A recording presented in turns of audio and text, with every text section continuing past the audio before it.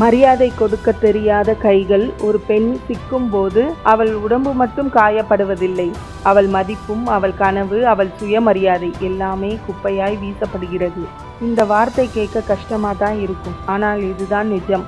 ஒரு பெண் வீட்டுக்குள் வந்ததும் அவள் பேர் மாறுது. மகள், மனைவி, மருமகள், தாய். ஆனா ஒரு விஷயம் மட்டும் பல வீடுகளில் மாறவே மாறல. அவளை ஒரு மனுஷியா கூட பார்க்க மாட்டேங்கிறாங்க. சமைச்சால் அது அவ கடமை, அமைதியா இருந்தா அது அவளுடைய பயம், பேசினா அவள் ஒரு திமிரு. இப்படி ஒரு பெண்ணை மனசு இல்லாத பொருளா பார்க்கறாங்க. மரியாதை இல்லாத கைகள். மரியாதை இல்லாத கைகள் எப்படின்னா தெரியுமா? அடிக்க வேண்டிய அவசியமே இல்லை, கத்த வேண்டிய அவசியமே இல்லை. அது கேட்காம போற கைகள், மதிக்காம போற கைகள், உணராம போற கைகள். அவள் அழுதா நடிக்காதன்னு சொல்ற கைகள் தான் இருக்கு. அவள் சிரிச்சா அதிகமா சிரிக்காத அப்படின்னு அடக்குற கைகள் தான் இருக்கு. இதே கைகள் தான் மெதுவா ஒரு பெண்ணை உள்ளுக்குள்ள உடைச்சி குப்பையா தூக்கி போட்டுருந்தாங்க. ஒரு சின்ன கதை சொல்றேன். ஒரு பெண் இருக்கா, அவ பேரு மீனா. கல்யாணம் ஆகி அவ புருஷன் வீட்டுக்கு போறா. அந்த வீடு சின்ன வீடு. அவன் அடிச்சதும் இல்ல, கத்தினதும் இல்ல.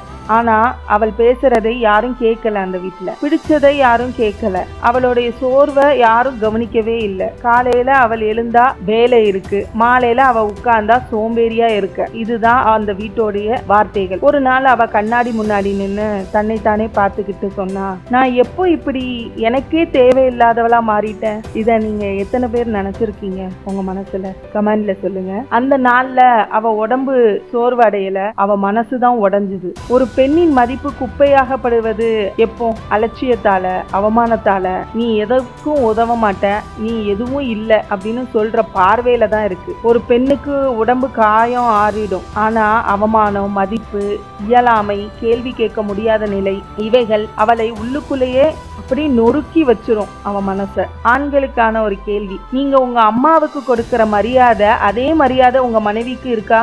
உங்க சகோதரிக்கு பயம் இல்லாம பேச உரிமை இருந்தா அதே உரிமை உங்க மனைவிக்கும் இருக்கா? பெண்ணை பாதுகாக்கிறேன்னு சொல்லிட்டு அவளை சிறையில் வைக்கிறீங்க. மரியாதைங்கிறது பயம் இல்ல, மரியாதைங்கிறது ஒரு அன்பு. மாற்றம் எங்க தொடங்குது தெரியுமா?